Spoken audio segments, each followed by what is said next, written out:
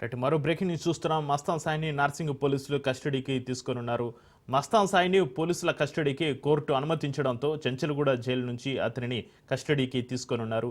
2 రోజుల పాటు విచారించనున్నారు. అమ్మాయిల వీడియోలు తీసి బెదిరింపులకు పాల్పడ్డారని లావణ్య ఫిర్యాదు చేశారు. మరోవైపు మస్తాన్ సాయి డ్రగ్స్ తీసుకుంటున్న వీడియోలను పోలీసులు గుర్తించారు.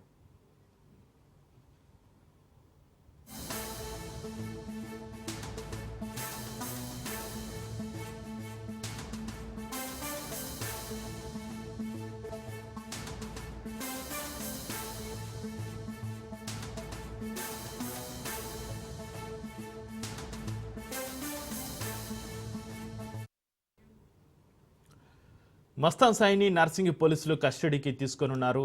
మస్తాన్ సాయిని పోలీసుల కస్టడీకి కోర్టు అనుమతించడంతో చెంచల్గూడ జైలు నుంచి అతనిని కస్టడీకి తీసుకొనున్నారు. 2 రోజుల పాటు విచారించనున్నారు.